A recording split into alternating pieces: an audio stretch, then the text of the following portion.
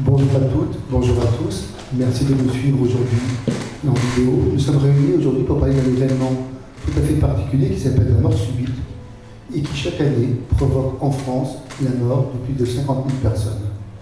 Alors certes, des progrès ont été réalisés, notamment en matière de prévention. Certes aussi, on trouve de plus en plus de défibrillateurs, qu'on appelle les DAE, défibrillateurs automatisés externes en France. Mais aujourd'hui encore, après un cas de mort subite, il y a plus de 90% de mortalité. Et ce chiffre de 90% de mortalité est encore très mal connu en France, puisqu'en fait, à peine 13% des Français sont capables aujourd'hui de donner ce bon chiffre de survie, ce faible taux de survie. Et ce chiffre, il vient d'une enquête qui a été réalisée par l'Institut Opinionway, pour le compte de Philips, dans les régions de Nice et les environs. Et effectivement, ce que souvent, c'est qu'à peine un Français sur 6 est capable de dire précisément quel est le taux de mortalité d'un infarctus. Dans cette étude d'Opinionway, il y a également deux chiffres que je trouve tout à fait intéressants, ou plus précisément, deux réponses qui doivent être mises en regard. La première, c'est celle-ci. 2/3 des sondés affirment savoir comment réagir devant un arrêt cardiaque. Mais en pratique, à peine un Français sur 4 est capable de dire quels sont précisément les signes et les gestes à faire. Deuxième chiffre, 90% des sondés estiment que les défibrillateurs sont faciles à utiliser. Sauf qu'en pratique, là encore, moins d'un Français sur 4 est capable de dire s'il y a un défibrillateur près de chez lui ou pas. Cela montre encore l'ampleur des chiffres et des progrès qui sont à réaliser. Adrien Michon, bonjour. Vous êtes responsable de l'économie, de la santé et de l'accès au marché et des affaires publiques de Philips en France. Alors justement, pourquoi cette enquête et également pourquoi vous êtes associé avec GHW? Bonjour, merci beaucoup. Écoutez, déjà, moi je voulais commencer par situer un peu la position de Philips sur le secteur de la santé. C'est une société européenne qu'on connaît mal sur le domaine de la santé, qui est plus connue dans les pays français sur le volet domestique. Mais Philips a engagé depuis quelques années ce recentrage sur l'activité santé et numérique en santé, et a finalisé ce recentrage dernièrement avec la vente de toutes ces activités domestiques. Donc maintenant, Philips, c'est une société européenne de santé complètement dédiée, et cette activité santé, on est intégré dedans depuis plus de 100 ans.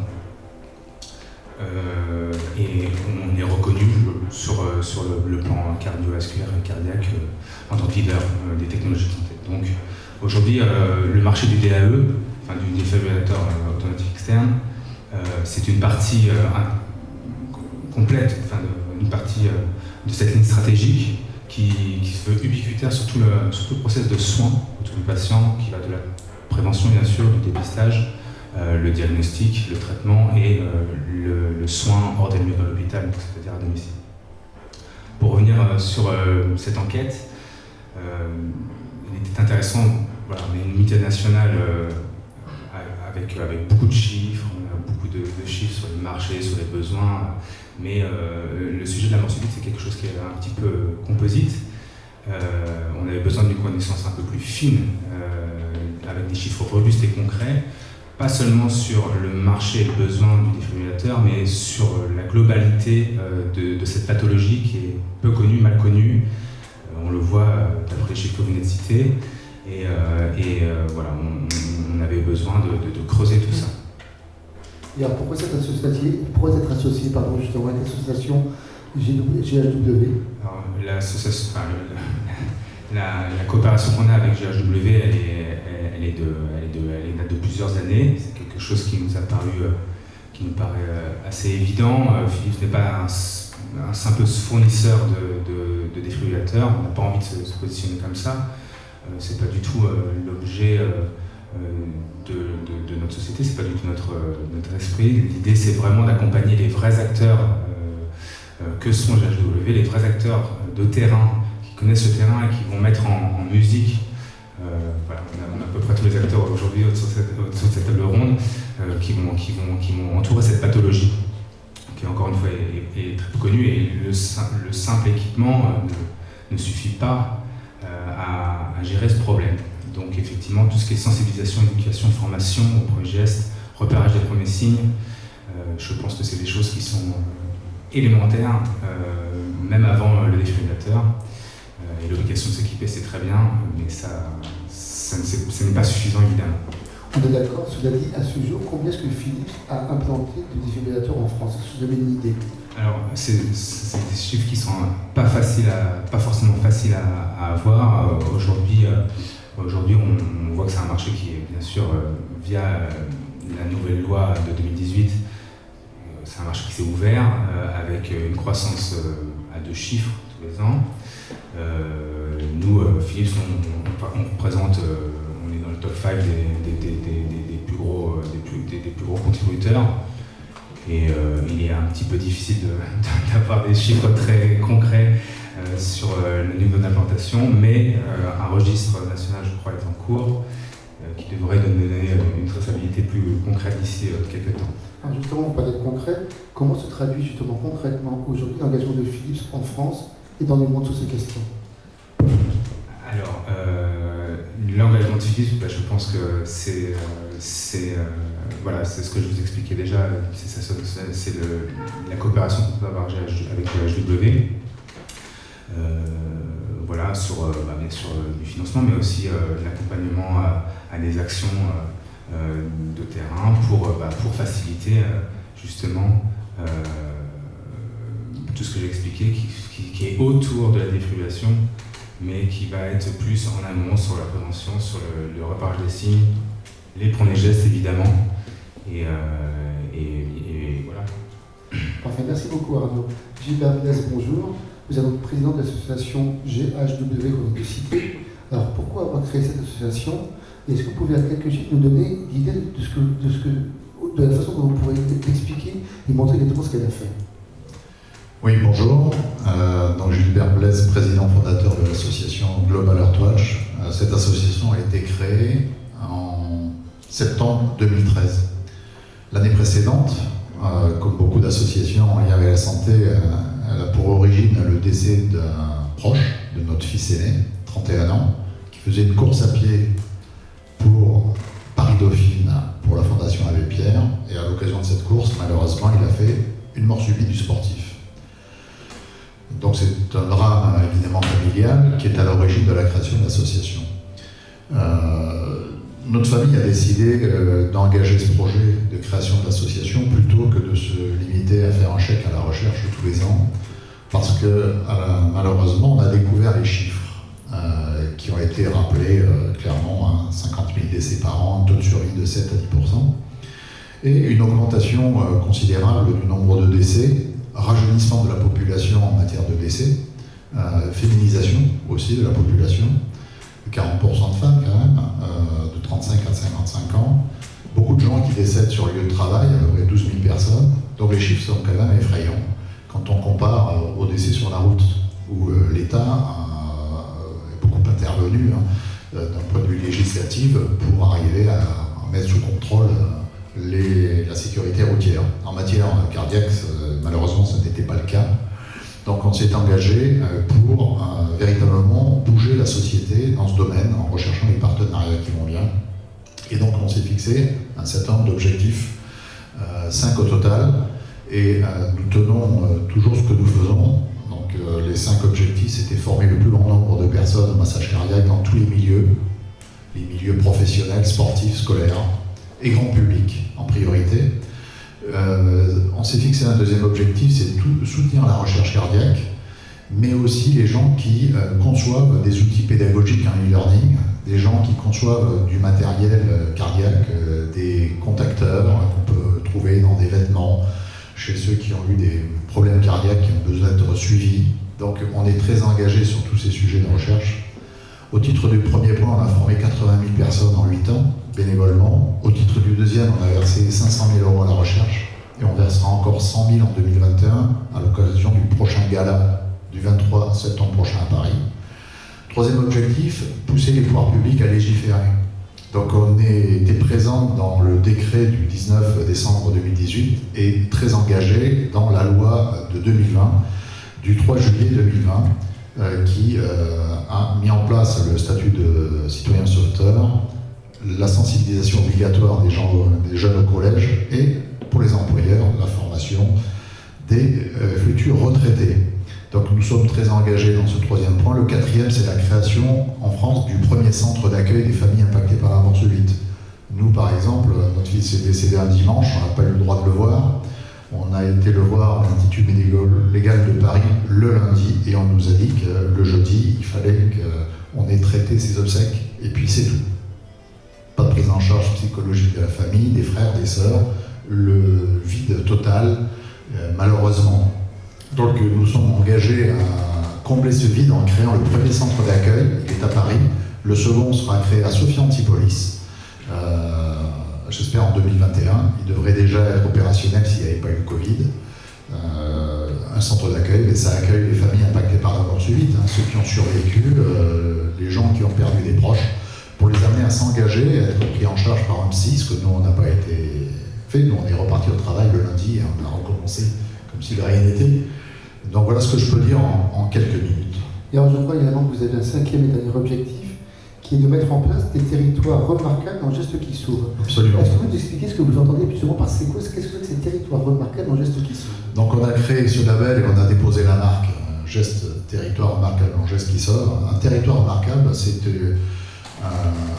quelque chose de physique, ça peut être quelque chose d'immatériel aussi. Par exemple, une entreprise, un groupe national, international qui se veut être leader en Geste qui sauve pour ses salariés ou pour les salariés de ses clients sera un territoire remarquable.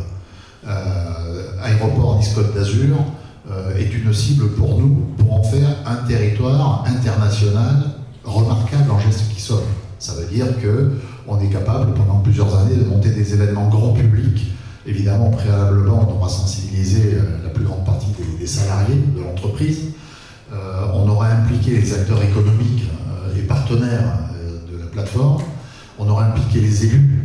On aura impliqué les chambres de commerce. On aura impliqué les voyagistes. On aura impliqué tout un ensemble d'acteurs, les écoles de commerce sur le territoire, le secteur hospitalier, les associations qui sont engagées et qui ont besoin qu'on les aide. On est là pour nous aider les autres associations qui sont engagées dans ce domaine, et il y en a 2 qui sont représentées autour de cette table. On est là aussi pour offrir aux politiques un projet sociétal et RSE qui est de faire par exemple d'un département un territoire remarquable. En France, est-ce que ça existe un territoire remarquable en Geste qui sauve? Moi j'en connais un qui est très engagé depuis de très très longues années, c'est le 06. Un autre c'est la Côte d'Opale, mais dans le domaine sportif, et ils ont un taux de survie excellent de plus de 40% dans le milieu sportif depuis longtemps, parce que le sénateur turc à l'époque a consacré l'intégralité de sa réserve parlementaire à l'implantation de défibrillateurs dans sa zone. Bon, voilà, c'est l'affaire d'un homme, c'est pas une stratégie générale. Donc nous, on veut agir sur les stratégies publiques, sur les stratégies départementales, et on est là pour mobiliser tous les acteurs économiques sur ce projet. Alors, dernière question, Gilbert, j'ai cru comprendre que vous aviez un objectif pour 2024, un peu de JO 2024. Est-ce que vous pouvez nous en dire quelques mots sur cet objectif qui est le vôtre? Oui, mettre en place des initiatives territoires remarquables, c'est aussi coller à l'actualité et des opportunités. On a une Coupe du Monde de rugby en 2023, on a les Jeux Olympiques en 2024, on a largement le temps de faire et de proposer des projets aux acteurs de premier plan qui souhaitent un petit peu intégrer des postures humaines et santé publique dans leurs événements. Ils vont faire du business, il va y avoir des villages où des rencontres vont avoir lieu, tout un tas d'initiatives événementielles. Nous, on veut mettre une dose très importante. Pour citer un exemple, s'il y a un événement sportif dans le 06, dans un stade par exemple, on sera aux abords du stade avec un certain nombre de professionnels, des sapeurs-pompiers, des bénévoles en tout genre, et on peut s'engager à former tous les accompagnants des athlètes et tout volontaire qui voudra apprendre les gestes de premier secours. 1500 sportifs décèdent tous les ans en France, 1500 sportifs, dans les écoles, dans les lycées, dans les centres sportifs et dans les grands clubs cotés. Donc je pense qu'on va parler de nous d'ici là, et on va égrener tout au long de ces 4 ans tout un ensemble d'événements sur un territoire. Donc on choisit comme territoire un territoire physique qui est à la taille d'un département ou d'une communauté d'agglomération. On travaillera avec Aéroport de Paris et Marne-la-Vallée. J'ai des rencontres sur ce sujet-là en ce moment. On peut considérer que des grandes entreprises de dimension nationale et internationale, du fait de leur position chez des milliers de clients, sont des territoires à marquage potentiel. Et on saura leur proposer des projets. Parfait, merci beaucoup Gilbert pour cette très belle démonstration. Docteur Claude Bariottini, bonjour. Vous êtes cardiologue, vous êtes également ce qu'on appelle rythmologue, vous vous intéressez au rythme cardiaque. Vous travaillez dans l'Institut Arnaud Toussaint, toujours dans les Alpes-Maritimes. Donc vous avez créé une association qui s'appelle 20 000 vies. Racontez-nous un peu ce que c'est que cette association. Oui, bonjour et merci de votre invitation.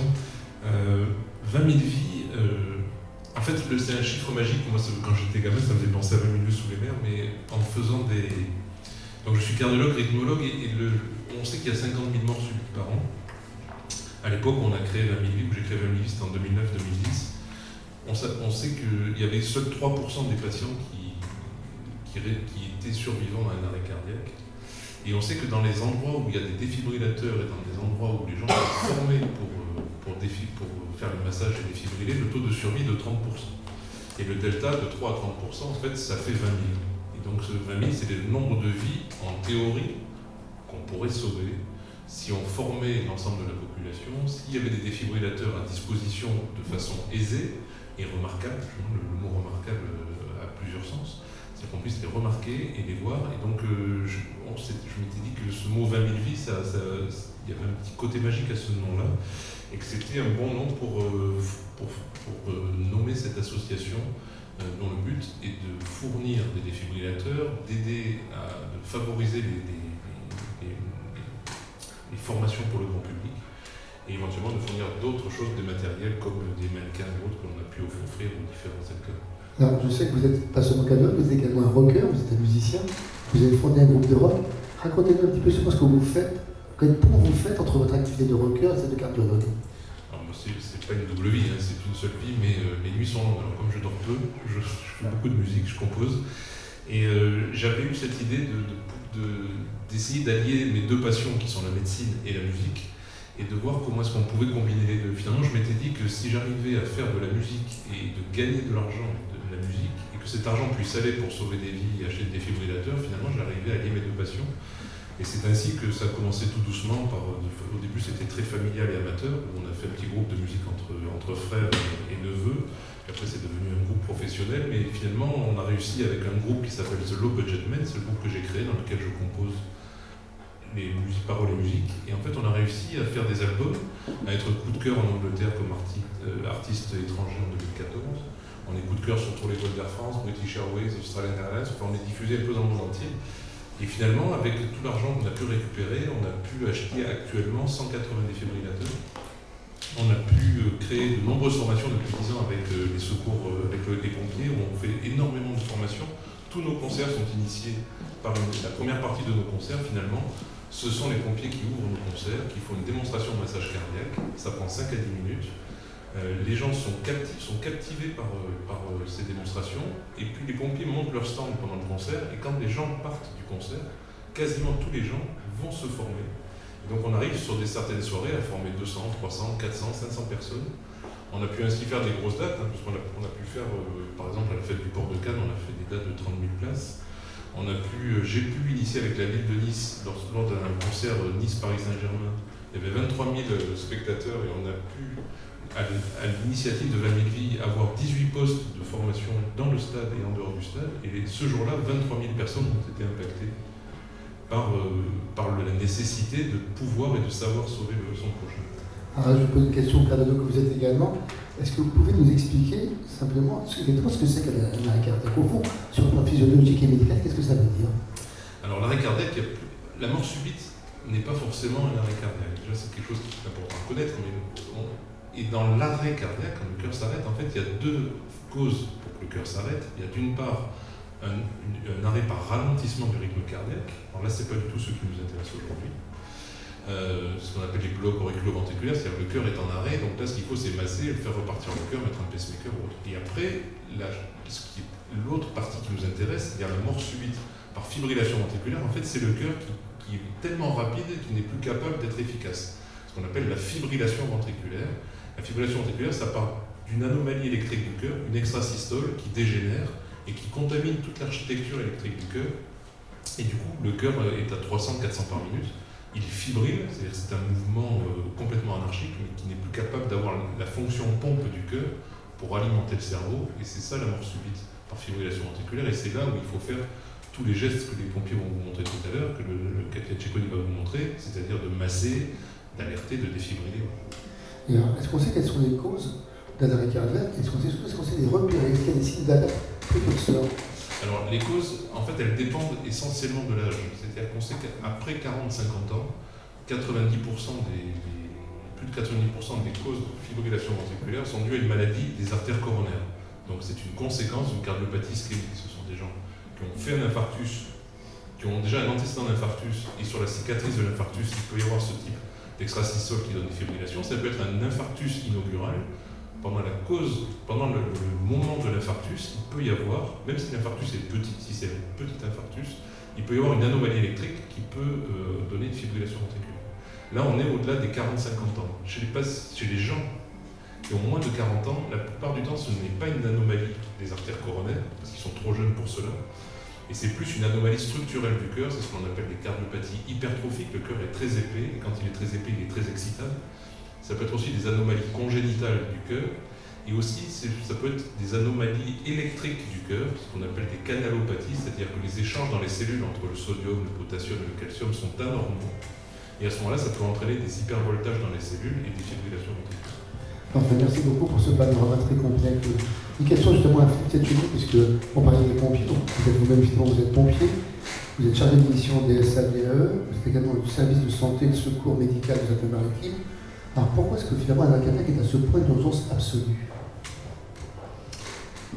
Merci tout d'abord d'avoir organisé cette table ronde. Plus on va parler de cette histoire, mieux ce sera pour les victimes, bien évidemment. Donc merci à tous, merci à GHW et à tous les partenaires qui sont présents. Pourquoi c'est si important et que les secondes comptent? Parce que, comme Claude vous l'a expliqué, à partir du moment où ce cœur ne fonctionne plus normalement, qu'il se met comme dans un état de vibration, il n'y a plus de pompage. Plus de pompage, ça veut dire qu'il n'y a plus de sang qui va circuler globalement dans l'organisme. Et il y a un point qui est essentiel dans cet organisme, c'est le cerveau. Le cerveau sans oxygène, sans sang, donc sans oxygène, sans sucre, n'est pas capable de vivre très longtemps. Très longtemps, ça veut dire qu'au-delà de cet instant où la pompe est dysfonctionnante, on a quelques minutes de réserve, 3-4 minutes. On va dire que ça dépend un peu de la position de Mars par rapport à Saturne. C'est vrai que c'est quelque chose qui est un petit peu aléatoire, mais globalement on peut dire ça. Au-delà de cela, chaque minute sans circulation, donc sans sang qui va circuler, c'est à peu près 10% de cerveau qui meurt. Donc vous voyez que le chrono est engagé à partir du moment où ce cœur n'arrive plus à pomper normalement, n'arrive plus à emmener le sang au cerveau, et bien derrière, on va perdre à peu près 10% des capacités cérébrales. Il faut savoir que les secours, le SAMU, les sapeurs-pompiers, peu importe, on est tous ensemble sur ce combat. En général, si je fais un arrêt cardiaque, là, ici, on est en urbain à Nice, sur la promenade des Anglais, entre le moment où je fais mon arrêt et l'arrivée du premier véhicule, quelle que soit sa couleur, il faut compter au minimum entre 7, 8, voire 10 minutes. Pourtant, on est en urbain. Et vous voyez que 7, 8, 10 minutes, si personne n'a pompé artificiellement au niveau de la poitrine de la victime, si personne n'a pompé, eh bien, je risque de perdre plus de 50% de mon cerveau, quelque part. Alors, c'est statistique, oui, c'est statistique, mais voilà la réalité. Donc, les secondes comptent. Ce qui est vraiment fondamental, c'est vraiment d'agir vite. Parfait, merci beaucoup. Et alors justement, vous en parlez, quels sont les premiers gestes à faire? Est-ce qu'on est témoin? Parce qu'on arrive, vous m'aviez dit, je crois que dans 70% des cas, de l'arrêt cardiaque, il y a un témoin témoin. Qu'est-ce que vous doit faire ce témoin avant tout? Alors oui, effectivement, on constate, c'est pas que la France, c'est partout pareil, globalement sur les pays équivalents à la France, industrialisés, on constate qu'en général, il y a à peu près 70% de gens qui sont à côté de cette victime qui est en arrêt cardiaque. Hélas, pour la France, pour ce qui nous intéresse ici, en tout cas en ce moment, on a très peu, comme vous le disiez tout à l'heure, comme Arnaud le disait, on a très peu de gens qui vont passer à l'acte. Et quand ils passent à l'acte, hélas, souvent, c'est pas complètement approprié. Donc ce premier témoin, c'est le maillon fort. C'est quelque part le combat de tous les acteurs de secours, voie publique, je dirais, j'aime pas le terme extra-hospitalier, mais tous ces acteurs de secours de la voie publique, notre objectif, c'est justement de dire aux gens sur l'arrêt cardiaque, il y a d'autres sujets, mais sur l'arrêt cardiaque, le temps compte, le maillon fort, c'est vous qui avez constaté cet état, c'est vous le maillon fort, le premier témoin. Donc en agissant, en faisant des gestes extrêmement simples, d'être capable de localiser globalement où est situé le cœur, et tout le monde sait localiser le cœur, on le verra tout à l'heure sur le mannequin, on vous le montrera. Et là, on va, bras tendu, appuyer vite et fort au milieu de sa poitrine. Alors, on me demande souvent, mais quelle est la vitesse? La vitesse, beaucoup de gens connaissent encore Stayin' Alive, les Bee Gees. C'est ça, c'est une centaine de fois par minute. C'est simple. Je propose justement que si vous veniez faire une petite démonstration, vous venez donc aller chercher le mannequin. Si on va voir ce que vous avez dit en vrai, parce qu'effectivement, on avait tout à l'heure dans le sondage, il y a à peine un Français sur 4 qui sait concrètement ce qu'il faut faire. Il me semble important de profiter de cette occasion, de cette table ronde, pour montrer aux gens comment ça se passe, parce qu'effectivement, on dit qu'on a le présent français, finalement, on ne sait pas vraiment comment il faut faire, on ne sait pas vraiment ce qu'il faut dire. Donc, pendant que Philippe installe son petit mannequin, j'aurais également rajouté que le premier geste aussi à faire lorsqu'on dit quelqu'un, c'est de prévenir des secours. Et ça n'empêche pas évidemment de trouver quelqu'un qui appelle pendant que vous faites les premiers gestes. Alors Philippe, est-ce que vous pouvez justement nous montrer ce que c'est que ces premiers gestes à faire? C'est tout à fait juste ce que vous dites. Hein. On est sur un principe de je reconnais l'arrêt cardiaque, j'alerte ou je fais alerter, si on est plusieurs. Si je suis tout seul, je peux tout à fait mettre mon téléphone avec un haut-parleur en route, composer le 112 pour appeler les secours, c'est un peu universel. Ça, c'est fabuleux. Donc, le premier step, c'est l'alerte des secours. Bien évidemment, il faut aller chercher ça. Le step suivant, c'est reconnaître cet arrêt cardiaque. Et bien, la victime, on va chercher sa conscience. Est-ce qu'elle est là avec nous ou est-ce qu'elle n'est pas là avec nous, en fait? Donc, pour le reconnaître, c'est facile, on va d'abord faire du bruit. Donc, on va lui crier dessus un peu, on va lui demander ce qui vous passera par votre cœur à ce moment-là. On fait du bruit pour la réveiller, il ne se passe rien, il n'y a pas de réponse particulière, il n'y a pas de geste particulier. Je vais commencer à rentrer davantage dans sa bulle. Je vais, ici dans le sud, je suis de Metz, mais dans le sud, on dit on va cascailler la victime. On va la secouer, on va la pincer, on va lui demander de nous répondre, parce que peut-être qu'elle ne vous entend pas, elle est peut-être sourde, elle est peut-être dans un état qui ne lui permet pas de répondre verbalement. Donc, on va la secouer pour la toucher et essayer de la réveiller. Il ne se passe rien, il ne se passe toujours rien. Là, on va monter sur un deuxième point qui va être de tenter de vérifier si cette victime respire. Cette respiration, elle doit être très régulière, comme vous et comme moi. Elle doit être ample. Alors, je vais vous montrer le geste. Il y a une main sur le nombril, une main au-dessus des voies respiratoires, narine et bouche, et on va essayer de percevoir ce souffle de la vie, tout simplement. Une main sur le nombril, je vais poser le micro, la main sur les orifices. Allez-y, allez-y, continuez, d'accord. Vous avez parlé, je prends le micro en même temps, bougez pas. Merci. Bon, on va contrôler la respiration de cette victime, du mieux que l'on peut. C'est une main sur le nombril. On va observer pour voir si ce ventre se soulève régulièrement. L'autre main sur les voies respiratoires. On essaie de voir s'il y a de l'air que l'on perçoit. Et souvent, quand on forme, on sensibilise les gens, on leur dit sans le masque évidemment, mettez votre main au-dessus et vous allez sentir ce souffle. Ce souffle, il doit être régulier comme le vôtre. Le doute vis-à-vis de ce souffle, ça veut dire pour vous que c'est probablement un arrêt cardiaque. Donc on a fait alerter les secours. Et là, on va adopter le geste salvateur qui va être la possibilité artificiellement de faire circuler ce sang en comprimant cette poitrine. Alors souvent, on montre aux gens pour les mettre dans des situations favorables. On le montre sur nous, les formateurs, on dit « montrez-nous où est votre cœur ». Le but du jeu, c'est que les gens qui ont un doute, peu importe, aillent directement. Donc on essaie de mettre les gens dans une position de réussite systématiquement. Ok, on va montrer sur la victime où est le cœur et on va positionner ses mains comme il le faut. Allez-y, montrez-nous. Positionnez les mains. Le cœur de la victime est au milieu de la poitrine. On va poser le talon de la main, on s'approche de la victime. Les bras vont être tendus, l'autre main est située dessus, et là, on va comprimer, on va appuyer vite et fort, et le rythme, c'est le rythme de la chanson des Bee Gees, c'est Stayin' Alive, ça fait une petite centaine de fois par minute. Vite et fort, vite et fort, vite et fort, vite et fort. Ok?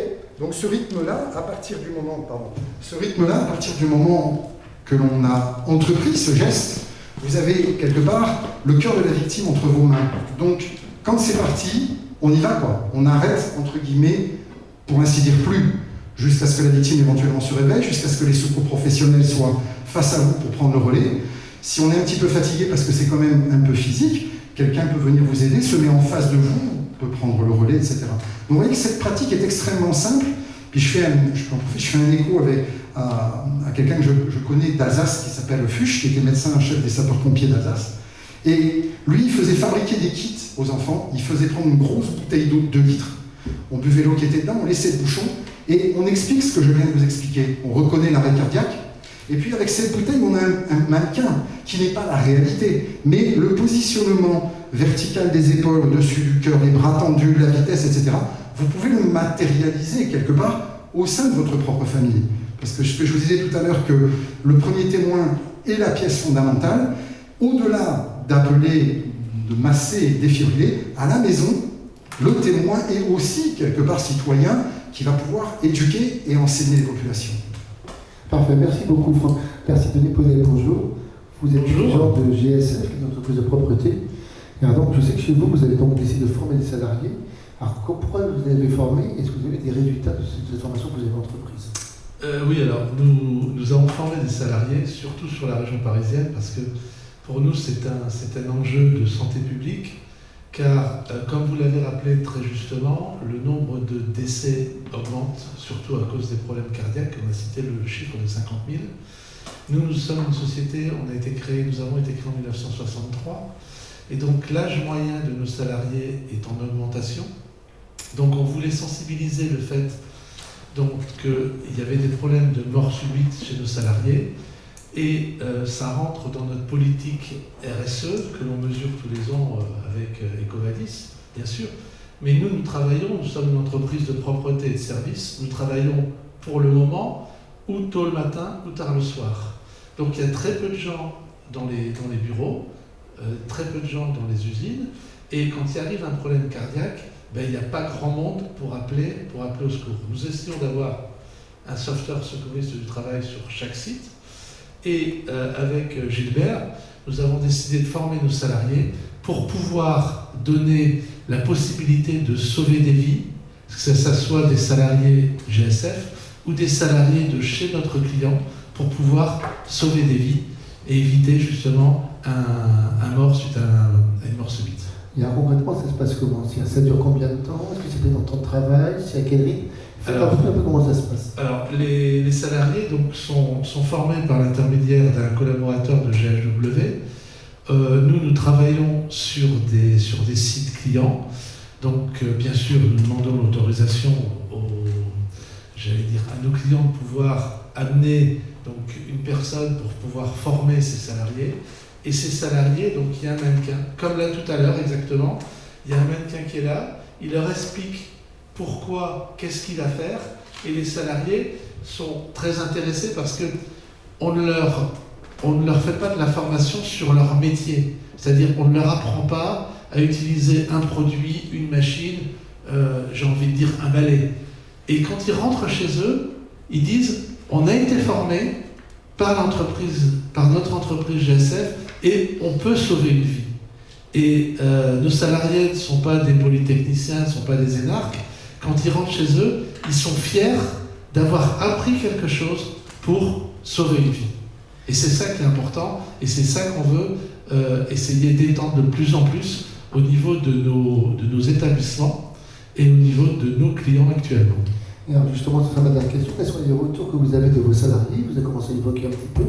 Mais également, quels sont les retours de vos clients sur cette entreprise-là? Alors, nos clients sont enchantés. Parce que même si dans leurs entreprises, ils ont des infirmiers ou ils ont des médecins, l'infirmier et le médecin n'est pas présent aux horaires où on travaille. Donc, eux aussi, ils sont engagés dans des systèmes de RSE dans leur entreprise et ils nous disent à chaque fois, c'est très bien car vous intéressez à votre personnel et vous êtes capable de sauver une vie peut-être d'un de nos salariés. C'est jamais arrivé, il n'y a jamais eu pour le moment d'incident de mort subite chez nos salariés, ni dans un chantier que l'on nettoyait, ou pas pendant notre intervention. Mais c'est vrai qu'un agent de service qui sauverait une personne chez un client, ce serait formidable pour cet agent de service. Et formidable pour la personne sauvée, bien sûr. Merci beaucoup, Denis. Donc, chacun a eu le temps de s'exprimer. Maintenant, nous allons passer à la deuxième partie de cette rencontre. Je vais poser des questions. Je demanderai de réagir qui veut, pendant ce que vous dites, que ce soit le plus interactif possible. Première question très générale, et des volontairement très générales. Comment est-ce qu'on pourrait, selon vous, de là où vous êtes, chacun d'entre vous, je suis pas des acteurs, comment est-ce qu'on pourrait améliorer le dispositif actuel? Qui veut prendre la parole? Je vous en prie, allez-y. Gilbert, allez-y. Pour ce qui nous concerne, on va s'adosser au concept de territoire remarquable. Parce que là, on travaille sur des grands terrains de jeu d'entreprises, de groupes, et sur des terrains de jeu physiques, qui sont les régions, ou les communautés d'agglomération. Donc ça, c'est une façon d'élargir le périmètre. On a un autre enjeu, et on va commencer dans le 06, c'est d'aider les initiatives locales qui nous ont pas attendus. Hein. Nous, on a été créés en 2013, il y a des gens qui ont été créés bien avant nous, mais qui sont sur un territoire restreint ou qui disposent de moyens restreints. Nous, notre objectif, c'est de collecter le plus de fonds possible pour les redistribuer à nos partenaires. Donc, notre objectif, c'est que GHW devienne la structure qui fédère les associations à taille humaine et de pouvoir les fédérer, collecter pour leur compte et leur donner les moyens nécessaires pour qu'ils puissent former le plus grand nombre de gens. Voilà notre façon d'agir et c'est notre stratégie actuelle et dans le futur. Merci Gilbert. Qui veut répondre à cette question? Donc, comment améliorer les dispositifs actuels? Tout le monde peut parler. À votre gauche, là. Tout le monde peut parler, allez-y. Alors, moi, je pense que pour améliorer, ça doit passer d'abord par l'entreprise. L'entreprise, effectivement, peut jouer un grand rôle. L'entreprise, ensuite, ça peut faire partie, il faut taper les fédérations. Les fédérations, justement. Les fédérations, ce sont des groupements d'entreprises qui réfléchissent donc à l'avenir de leur métier. Ça doit passer par là. Et je dirais aussi avec toutes les institutions représentatives du personnel. Chaque entreprise de plus de 50 a un CSE. En France, on a des syndicats. Et je pense que ces CSE, via les syndicats, on peut toucher tout un tas de personnes qui ne sont pas sensibilisées aujourd'hui par ces problèmes de mort subite et de massage cardiaque. Donc, au niveau des entreprises, faire des causeries sécurité régulièrement pour pouvoir informer et former les salariés de cette entreprise aux gestes qui sauvent. Merci, je retiens informer. Je voudrais réagir à cette proposition sur les fédérations professionnelles qui représenteront souvent des périmètres considérables. Outre le fait que nous, on a un engagement avec la Fédération des entreprises de propreté, avec Denis Paulet, qui est l'initiateur. À l'époque, c'était il y a 2 ans. Nous sommes en train de finaliser un accord avec la Fédération française de la protection et de la sécurité, qui représente 500 000 agents de sécurité, tous métiers confondus. Comme la cybercriminalité, ou le gardiennage, le transport de fonds, la technologie. Donc on est sur le point de signer un accord. Alors c'est très important parce que les agents de sécurité, certains sont censés être formés, mais pratiquent très peu finalement. Ils sont atomisés sur le territoire comme des agents de propreté. Donc on a développé des outils de formation e-learning pour permettre à tous les salariés de télécharger sur leur iPhone l'appli gestes de premier secours et de se former sur l'ensemble des gestes de premier secours. Et ensuite, évidemment, on passera aux phases présentielles quand on sera en mesure de regrouper les gens sur un site. Et ça, c'est très important. Donc on a mis en œuvre cette démarche auprès des fédérations professionnelles, des métiers de main-d'œuvre qui sont présents sur les sites divers publics, privés, parce que les agents de sécurité, vous les trouvez dans les stades de foot, vous les trouvez partout dans le monde événementiel. Donc, et là, on a une fédération qui dit on aimerait que GHW appose son label sur notre filière métier parce que ça revalorise l'image de notre filière métier. Donc il y a aussi cet engagement RSE. Je vais pas retenu former et informer. Claude, Adrien, Philippe, est-ce que vous avez quelque chose justement en termes de propositions, qu'il s'agisse de prévention, de mise en œuvre, d'information, qu'est-ce qu'on pourrait faire de mieux aujourd'hui? Alors moi je pense que je suis bien sûr en accord complet avec ce qu'ont dit mes prédécesseurs, mais je reste persuadé que le politique doit avoir un rôle là-dedans et que je trouve qu'il le joue mal, ce rôle. Parce que, pour faire une analogie, les barrières dans les piscines, c'est sur un nombre d'enfants qui sont, d'enfants décédés, et c'est terrible, mais il y en a eu très peu. Et il y a une loi qui impose que toute piscine doit avoir une alarme, une barrière ou autre. Et pour moi, c'est incompréhensible qu'il n'y ait pas une loi, que les hommes politiques ne fassent pas ce rôle-là, parce qu'on est critique pas, mais là-dessus, je pense que c'est vraiment important. On a essayé d'en contacter plus d'un par l'intermédiaire des députés, par l'intermédiaire des maires et autres. Et c'est quelque chose à laquelle on n'arrive pas à avoir quelque chose de formel et une loi qui impose. On peut imposer que toute personne qui passe le permis de conduire soit formée, que tous les gens qui passent le bac le soient dans les entreprises. Alors c'est sûr que la contrainte c'est jamais très bon, mais on peut inciter et puis on peut arriver, à mon avis, très facilement. C'est pas quelque chose de très compliqué, puis c'est pas une obligation très complexe. Mais je pense que la politique devrait avoir aussi un rôle à tout ça. J'entends tout à fait. Adrien, je voulais que vous vouliez réagir également. Oui, alors je vais réagir à peu près à tout ce qui a été dit. Donc, dans un premier temps, oui, sur l'action du politique, je crois qu'il faut aussi regarder, je suis tout à fait d'accord avec ce que vous avez dit, mais il faut aussi regarder ça dans la dynamique. Je crois que la dynamique est plutôt positive. Les choses changent, elles changent dans le bon sens. C'est peut-être pas encore assez suffisant. Quelques députés, je pense, portent le sujet au niveau parlementaire. Et on en discutait tout à l'heure. Je crois qu'effectivement, peut-être que d'autres pourraient s'emparer plus du sujet. Je voulais réagir aussi sur l'aspect de l'entreprise, le rôle qu'a l'entreprise, très bien. Il faut pousser encore la sensibilisation, l'information, l'éducation au niveau de l'enseignement, parce qu'effectivement, ça se passe dans le cadre de l'enseignement, du volontariat et de l'entreprise. Mais comment on va chercher les personnes qui ne sont pas dans ces niches-là? Comment on va chercher les autres? Comment on va sensibiliser les autres? Les libéraux, enfin, il y a plein d'autres niches. Donc ça, c'est un point. Dans l'action du politique, effectivement, il y a la loi qui ouvre et qui oblige les établissements recevant du public à s'équiper en défibrillateurs. Je l'ai dit tout à l'heure, c'est pas suffisant, évidemment, mais c'est déjà une avancée. Le défibrillateur, c'est très bien de s'équiper, c'est une contrainte maintenant, mais qu'en est-il de savoir bien le localiser? C'est ce que révèle l'enquête. On voit bien que, bah oui, on sait qu'il y a même dans cette pièce-là, on sait très bien qu'il doit y avoir un défibrillateur. Est-ce que tout le monde sait où est-ce qu'il se trouve rapidement, facilement? Donc ça, c'est peut-être quelque chose qu'il faudrait aussi accentuer. Et surtout sur le défibrillateur, ce sujet que je connais un peu mieux, comment on démocratise l'utilisation?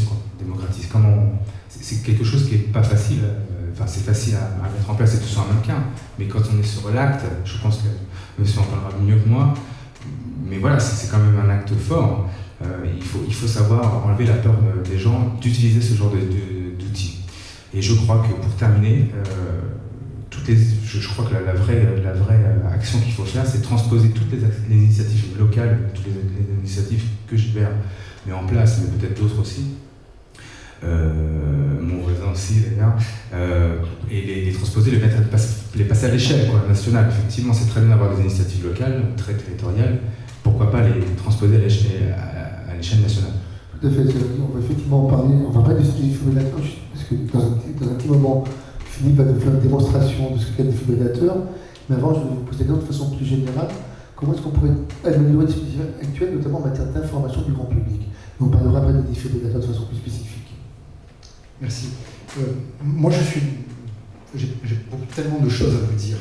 Je ne suis pas un passionné, je suis un enthousiaste. Ce que je trouve extraordinaire, déjà, c'est de voir, en dehors de Claude et de moi, qui sommes des professionnels du soin et du secours, je vois que le monde du travail, quelque part presque sans nous, a pris conscience de certaines choses. Bravo, messieurs. Voilà, je n'ai pas été payé pour vous dire bravo, mais je trouve ça extraordinaire. Ça, c'est un point qui est vraiment très remarquable. Ça veut dire qu'il y a une prise de conscience en France. Donc, on est déjà dans un acte d'amélioration, c'est clair. Ça, c'est fondamental. Ce qui est dommage, un petit peu, les choses évoluent, parce que nous nous agitons. Et Gilbert l'a bien dit, et Claude, la notion de territoire remarquable, la dynamique qui est en train de se mettre en place, notamment dans les Alpes-Maritimes, est très intéressante. Il faut que ça fasse tache d'huile. Les événements dont a parlé Gilbert tout à l'heure, que ce soit la Coupe du Monde de rugby 2023 et les JO 24 à Paris, oui, superbe. Il y a déjà plein de lois. La loi existe. On en a encore une très récemment, vous l'avez rappelé, sur l'usage sur le citoyen sauveteur et sur l'implantation et l'obligation d'implanter des défibrillateurs. Ça existe. La loi qui dit qu'il faut former les gosses, je suis triste, ça existe. Pourquoi peu d'enfants, au final, sont formés? Des efforts pourtant colossaux sont faits par l'éducation nationale. C'est pas assez. Pourquoi La loi qui dit que 100% des collégiens qui sortent du collège devraient avoir le brevet des collèges. Une même loi dit que 100% des collégiens qui sortent du collège devraient être formés au premier secours, le PSC1. Je ne vais pas vous donner de chiffres parce que je n'ai pas envie d'être dans la polémique. Je peux vous assurer que ce n'est pas respecté, quoi. Alors pourquoi c'est respecté dans tel établissement, pourquoi dans tel département et pas dans un autre? Hélas, à mon sens, ce n'est qu'une volonté humaine d'un chef d'établissement, d'une inspection d'académie. Les Alpes-Maritimes bougent, hein. C'est vrai que nous agitons pas mal le système dans le 06, c'est vrai. Depuis que les pompiers ont eu cette mission par le conseil départemental de s'occuper des défibrillateurs et de la lutte contre la mort subite de l'adulte, c'est vrai qu'on agite le cocotier, donc ça bouge. On a eu hélas les attentats parisiens, niçois, peu importe, mais à un moment ça bouge. Bon sang, la loi elle existe. Donc c'est une histoire de volonté humaine. Donc là aussi on est dans l'amélioration, c'est-à-dire qu'il faut convaincre les gens. Ça, quelque part, il y a plusieurs petites causes à tout ça. Je pense que le coupable, c'est Claude et moi. C'est le SAMU et les pompiers, les coupables. Parce que la France, depuis des années, est habituée sur beaucoup de registres. Il y a des choses très positives, mais il y a des choses un peu bizarres. On assiste les gens. C'est l'hôpital qui vient vous sauver sur la voie publique. Quand je dis hôpital, c'est pas le SAMU que j'incrimine, c'est les pompiers, le SAMU, la Croix-Rouge, c'est tout le monde. L'amélioration, elle est là aussi. Il faut changer de paradigme, il faut comprendre qu'à un moment, c'est pas l'hôpital qui sauve. C'est vous, c'est ce que vous faites à GSF, c'est ce que vous faites à l'aéroport de Nice, c'est le travail que fait Gilbert, Philips, c'est ça qui va permettre derrière de transformer cette dynamique en disant oui, bien évidemment les secours vont sauver, et celui qui sauve le maillon fort, c'est vous, le premier témoin, qui allez, comme on l'a dit tout à l'heure, dynamiser le pronostic vital. Je suis dur, c'est quelque part, et même au-delà de quelque part, c'est la réalité, c'est ça qu'il faut prendre en conscience. Donc ça c'est l'amélioration encore, j'en ai plein d'autres. On va s'arrêter là d'abord, parce que d'abord vous avez le droit de donner le micro, je pense que vous allez faire réagir. Pendant ce temps-là, Philippe, ce que je vous propose, si vous avez assez un jet de défibrillateur, vous nous montriez. Donc vous enlevez le petit batterie, votre défibrillateur. Je pense que ça va faire réagir, allez-y Gilbert. Je suis sûr que ça ferait réagir vos propos, allez-y. Eu égard au fait que la création de GHW repose sur une étude de la maturité de la France sur ce sujet, je ne peux que partager les propos de Philippe, puisque dans nos recherches, on a constaté exactement la même chose. L'accélération de la volonté de l'État, elle s'exprime dans la création de la Journée nationale de lutte contre l'arrêt cardiaque, et elle s'exprime dans la proposition du président, qui est une volonté de sensibiliser 80% de la population aux gestes qui sauvent d'ici 10 ans. Évidemment, c'est pas possible. C'est pas possible. Simplement, c'est déjà une bonne chose qu'un président montre un cap. Ensuite, les différentes structures s'approprient ce cap. Donc chacun prend sa part. Au titre des retraités, on a à peu près 600 à 800 000 personnes qui partent à la retraite. Les entreprises vont leur proposer de bénéficier gratuitement de ces formations. Donc ça va avoir un impact sociétal et de citoyenneté considérable.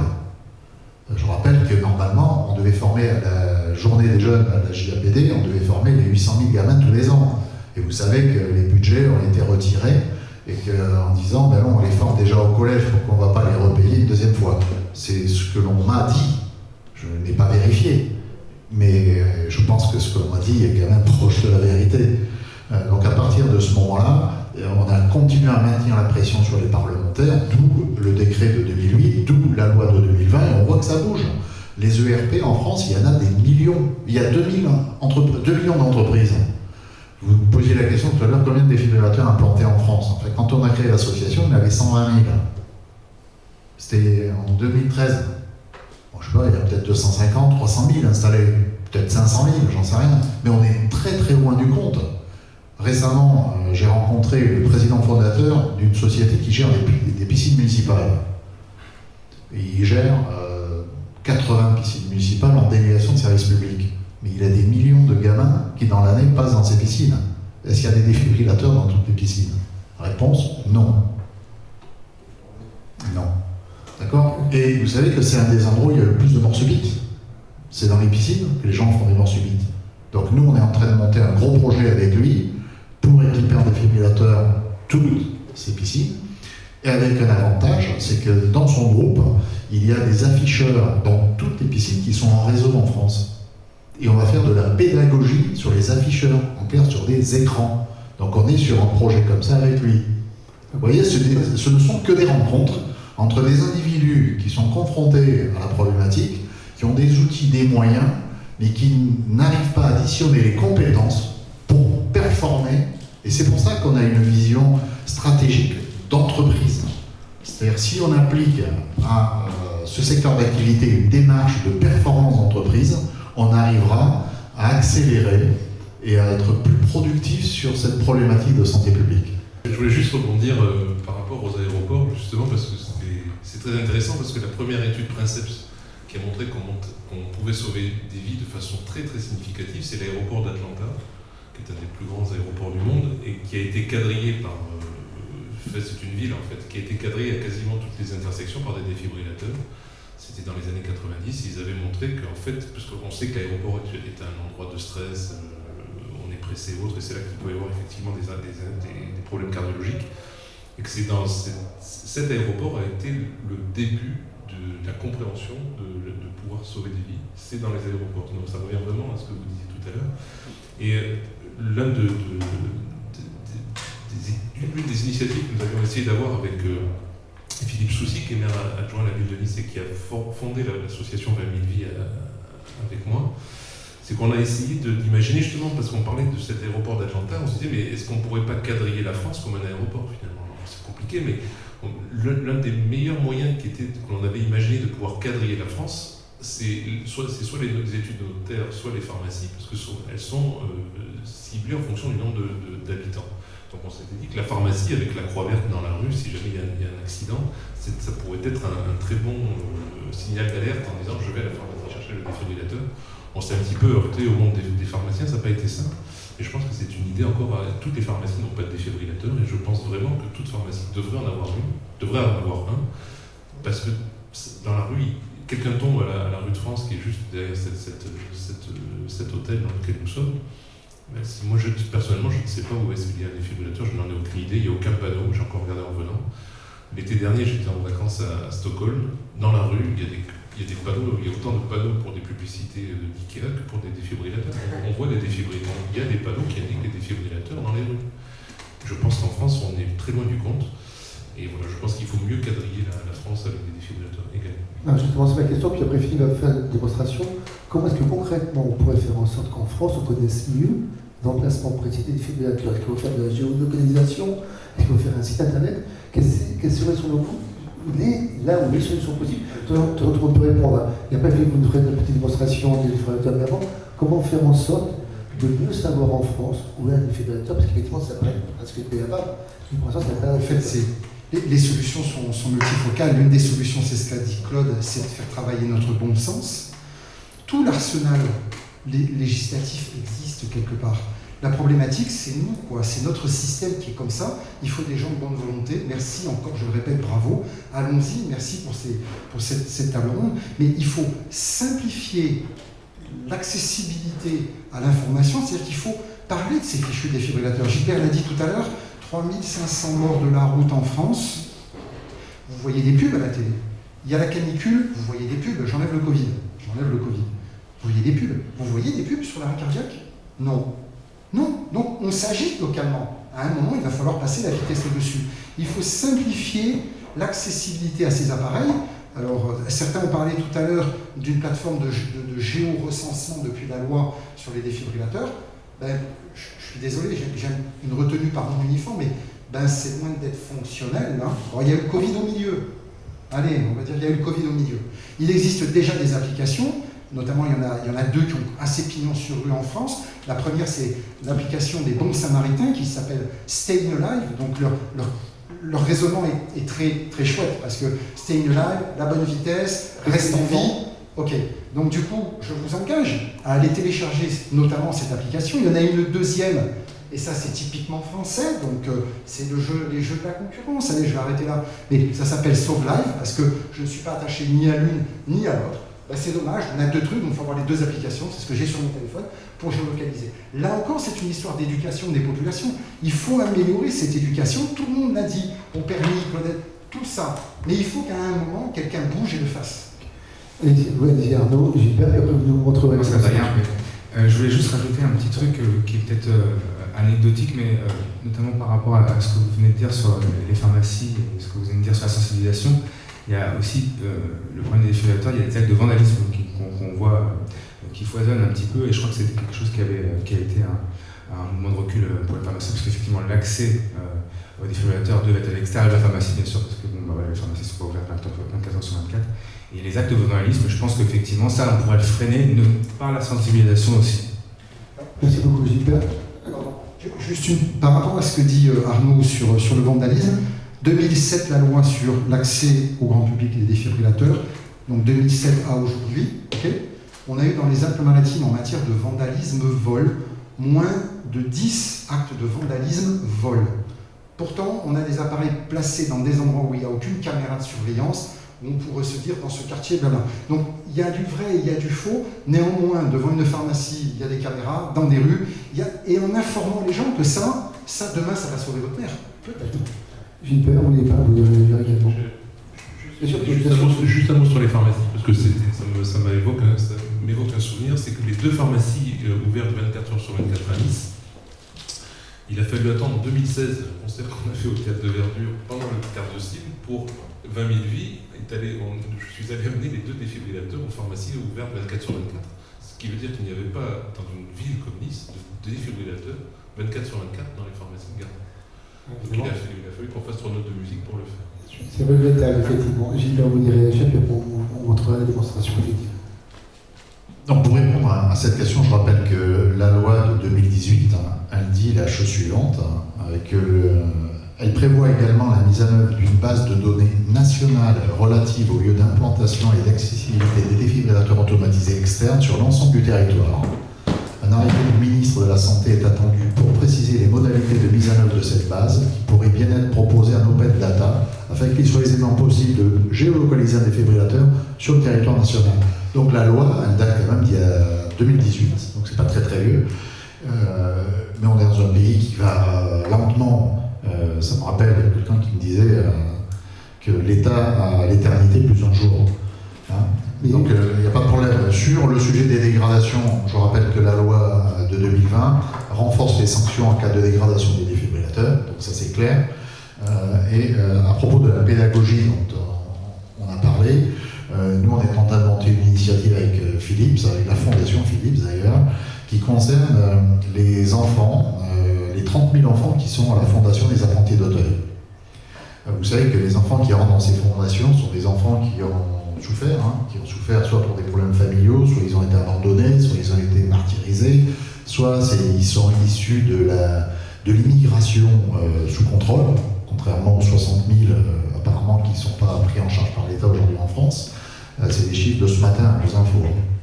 Donc nous, on a décidé d'apporter à cette fondation une solution de pédagogie en e-learning pour ces 30 000 gamins, pour leur apprendre à sauver les autres, d'accord, pour mettre une dose de citoyenneté auprès de ces enfants qui sont très très durs à gérer, en fait, même pour les directeurs des établissements, même pour les enseignants, pour tous les gens qui sont impliqués au contact de cette jeunesse, c'est extrêmement compliqué. Donc je voulais quand même témoigner de cette volonté d'organismes aussi importants et du groupe et de la fondation de proposer quelque chose, une initiative de pédagogie citoyenne, des expérimentations, vraiment pour améliorer un peu l'état d'esprit de certains gamins qui se sentent complètement désocialisés. Et on y travaille. Et ce sont ces gamins qu'on retrouvera dans les entreprises demain. Je tiens à préciser qu'ils sont formés sur les métiers de propreté, de sécurité, de bâtiment tout corps d'État, de restauration collective. On va les retrouver dans la vraie économie demain. Sauf que comme on les aura traités très tôt sur l'empathie, l'altruisme, des notions et des définitions qu'ils ne connaissent même pas, mais on est dessus. Et ça aussi, c'est un projet important. Merci beaucoup, Gilbert, pour cette précision. Ben, effectivement, il est temps maintenant, Philippe, de nous faire une petite démonstration, parce que c'était dit tout à l'heure, les défibrillateurs, ça fait encore un petit peu peur parfois. Les gens les regardent, ils ne savent pas forcément comment s'en servir. Est-ce que vous pouvez nous montrer justement concrètement comment ça se passe? L'idée étant qu'après, plus personne n'ait peur d'utiliser cet appareil. Alors, cette petite boîte défibrillateur, en fait, c'est un mot compliqué de la médecine qui dit « machine pour régler un cœur déréglé », globalement. Ça, vous l'avez compris. Ce matériel qui est mis sur la voie publique, alors je dirais pour dédramatiser ce que vous avez dit, je veux dire, si on l'a mis sur la voie publique, déjà c'est vos impôts, donc utilisez-le, ça sauve une vie en plus, fabuleux, tout est vertueux. C'est que c'est safety, c'est sûr, c'est fiable à 100%. Donc ce matériel est un matériel qui est donc à votre disposition. Tout le monde, sans aucune connaissance particulière, est tout à fait capable de le prendre et de le mettre en œuvre. Pourquoi? Parce que ça parle, ça vous guide, tout est dessiné, tout est expliqué. Alors c'est sûr que quelqu'un, un béotien total qui voit pour la première fois ce truc et qui va l'utiliser, ça ne va pas être Speedy Gonzales, ça va prendre un certain temps. Ce certain temps, il est relatif. Mais elle va être cette personne capable tout à fait de la mettre en œuvre. Alors on revient sur la séquence d'avant, on a notre personne qui est en train d'être massée, et donc on a le cœur de cette victime entre nos mains de masseur, donc c'est en train de masser. Ces défibrillateurs, vous les trouvez dans des boîtes. Pardon, je vais mettre ça devant vous, excusez-moi Arnaud et Claude. Donc on trouve dans des boîtes, ces petites boîtes sont sur la voie publique, sont dans des bâtiments, et pour revenir tout à l'heure à qu'est-ce qu'on peut améliorer, la signalétique, la loi existe, il existe plein de choses. Mais cette signalétique, moi je suis venu dans ce bâtiment que je ne connais pas, je ne sais pas où est le défibrillateur. Si je fais un arrêt cardiaque, ou si quelqu'un fait Claude et moi, on va le masser, on va appeler les secours. Mais il est où cet appareil? C'est triste, alors que la loi impose, déjà. Okay, donc ces boîtiers, il suffit simplement de les ouvrir, une poignée, latéralement on ouvre.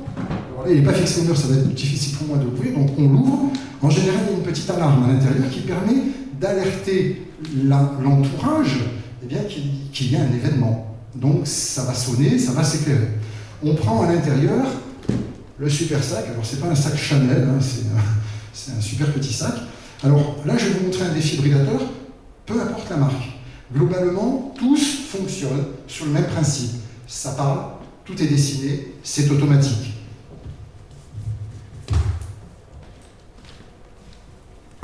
Alors, une fois qu'on a pris l'appareil, on ouvre le boîtier, la petite sacoche. À l'intérieur, on va trouver quoi? Eh bien, on va trouver différents ustensiles qui vont nous permettre éventuellement de découper des vêtements. On va trouver des rasoirs pour raser si la personne est très velue, par exemple. On va trouver des petites chiffonnettes pour éponger. Super, je vais vous aider avec. Non, je vous tiens. Ah, tenez, d'accord, c'est royal, merci. Donc, on va trouver des petites chiffonnettes qui vont permettre éventuellement de sécher la poitrine de la victime. Et surtout, vous avez la fameuse machine qui va vous aider à sauver une vie. Alors, ces appareils, je vous disais, peu importe la marque, tous fonctionnent sur le même principe d'une mise en route. D'autres modèles, c'est quand vous l'ouvrez, il se met en route tout seul. Et l'appareil va parler et va vous guider. Donc, dans le guidage, la machine va vous demander de défaire un sachet dit d'électrodes ou de patch, peu importe. Donc, les gens ouvrent, mais déjà, d'un point de vue pédagogique, les dessins, les pictogrammes qui sont sur les emballages vous permettent de localiser le lieu de positionnement de ces patchs. Donc, ces patchs, je répète encore, c'est simple, tout est dessiné, ils fonctionnent tous sur le même principe. Sur ces patchs, vous avez également la localisation de l'endroit où on va devoir coller sur la poitrine dénudée du patient ces petites électrodes. Alors, on va défaire ici tranquillement la protection du collant. Okay, on voit que c'est indiqué qu'il faut le coller là. Je vais le coller ici sur la poitrine de la victime. Ma démonstration pédagogiquement me fait un peu frémir. On est en train de masser, on n'oublie pas. On est en train de masser. On a bien compris, on continue évidemment de masser. C'est important. Le deuxième patch, ben, je décolle la protection, je vois que c'est à coller là-haut en haut, Pareil, ben, je vais tranquillement la coller là-haut, bien, c'est bien appliqué. Okay. Une fois que ça c'est fait, ben, par exemple sur ce modèle-là, on me dit premièrement, deuxièmement, eh ben, je vais appuyer sur premièrement, c'est comme la télécommande de votre téléviseur. Bon, les vrais parlent plus fort que cela, et l'appareil va commencer à poser. Restez calme et suivez les instructions vocales et écrites. Ok? Donc, elle parle et c'est écrit. Ne touchez pas. Du rythme cardiaque va être effectué. Le masseur arrête de masser, on a dit de ne pas toucher, mais il faut un peu de calme. Donc l'analyse prend quelques secondes pour voir s'il faut ou pas ce choc. Là, il est paramétré pour... Le choc est nécessaire. Ah, le choc est nécessaire. La machine le dit, elle l'écrit et elle va vous le signifier. Ne touchez plus la victime. Attention, le choc va être délivré. On s'écarte. De 1, et le choc est délivré, vous savez, c'est comme dans les films. Quand vous nous voyez avec nos espèces de fer à repasser là, en train de faire ça. C'est pareil, quand le choc est délivré, la victime Restez calme et suivez les instructions. et tout de suite après, je reprends ce massage cardiaque. Ça va se répéter toutes les 2 minutes. Et là, je l'ai relancé. Touchez pas, il s'est passé 2 minutes de massage cardiaque et la machine reprend son cycle. Et là encore, choc, pas choc. Il se peut que la machine ne délivre à aucun moment un choc. Il se peut qu'elle en délivre à chaque analyse, donc toutes les 2 minutes. Il se peut qu'elle n'en délivre pas au début, puis qu'elle en délivre, etc., etc., etc. Ça, je le laisse, même si la victime se réveille, jusqu'à l'arrivée des secours spécialisés. Attention, le choc va être délivré. Vous voyez, c'est complètement safety, ça parle, ça vous explique, c'est dessiné. Là, je vous ai montré un paquet de patchs qui sont des patchs d'entraînement, de training. Et là, c'est des vrais, c'est exactement la même chose, les pictogrammes sont un peu plus visibles et tout est dessiné, quoi. C'est vraiment facile et je vous engage vraiment tous à y passer, à le faire. En tout cas, si demain vous êtes témoin, je veux dire, il faut y aller. Il faut y aller parce que vous l'avez compris que cette séquence de dérèglement du cœur apparaît souvent dans les premiers moments de l'incident et ça ne dure pas longtemps. Je vous l'ai dit tout à l'heure, hein, on est en urbain, 7, 8, des fois plus pour arriver. Imaginez dans la ruralité, mais même en urbain, c'est vous qui sauvez. Parce que merci beaucoup, Philippe, pour votre soir. Merci pour cette démonstration. Nous arrivons presque à la terme de cette table ronde. Est-ce que je vous propose que pour chacun d'entre vous, il y a un mot de conclusion qui va prendre la parole? On est parti un petit peu dans on a fait beaucoup de pédagogie, beaucoup d'explications, beaucoup d'engagement. J'ai entendu beaucoup aussi le mot citoyenneté, le mot politique, le mot entreprise. Chacun d'entre vous, est-ce que vous pourriez être amené à conclure cette table ronde? Je vous en prie, la parole est libre. Qui veut la prendre en premier, allez-y. Je vous en prie, c'est à qui veut la prendre. Écoutez, je pense qu'il y a beaucoup de choses qui ont été dites autour de cette table ronde. Moi, je m'enthousiasme de voir que effectivement, il y a de la passion et de l'enthousiasme autour de tout ça, mais parce que c'est un sujet qui est extrêmement fréquent, très mal connu, comme on l'a dit, et que c'est un petit peu, comme vous disiez tout à l'heure, un peu insupportable de voir qu'il y a une hétérogénéité des chances face à cette pathologie. Voilà, moi, par contre, tout l'écosystème qui se met en place autour de ça est extrêmement enthousiasmant et devrait même, je trouve, même si la pathologie est très particulière, pouvoir faire tache d'huile sur d'autres pathologies peut-être. C'est ce qu'on espère. Merci beaucoup, Adrien. Qui veut prendre la parole? Oui, allez-y. En conclusion, en fait, la mort subite, c'est un combat. C'est un combat contre la mort subite. C'est une vraie guerre qu'il faut lancer à la mort subite. Ce que je trouve de très enthousiasmant, c'est de voir qu'autour de cette table, il y a des soignants, des non-soignants, il y a des chefs d'entreprise, il y a des gens qui montent des associations. Voilà, ce combat, on ne pourra le gagner que si on est tous ensemble. Et il ne faut pas oublier que c'est une question de temps. C'est-à-dire que la mort subite, on a quelques minutes pour sauver quelqu'un, mais il ne faut pas non plus qu'on tergiverse trop longtemps avant de lancer ces combats. Donc je pense que c'est un problème de collectif et de temps. Merci beaucoup, Claude. Vous avez réagi? Allez-y, Gilbert. Ce que je souhaite dire en conclusion, c'est que l'addition de nos engagements et du soutien inconditionnel des différents partenaires que je qualifie de mécènes nous a permis de démontrer que l'on peut sauver des gens sans être ni pompier ni cardiologue, puisque notre association a sauvé en l'espace de 8 ans une dizaine de personnes. Donc on a les témoignages des personnes qui étaient sauvées grâce à la formation de plus de 80 000 bénévoles. Ce sont des gens que l'on fait parler à l'occasion des soirées de gala qui permettent de collecter des fonds pour la recherche. Donc je trouve qu'on boucle la boucle et je suis ravi de cette initiative avec Philips et puis Onicom, d'avoir pu démontrer le niveau de compétence, de connaissance du grand public sur la région du 06 et la ville de Nice en particulier. Donc moi d'accord avec ce que vient de dire Claude Mariottini, nous sommes vraiment très engagés avec un esprit entrepreneurial et on ne lâche jamais, donc il n'y a pas de problème. Merci beaucoup Philippe, bravo aussi pour ces vies sauvées.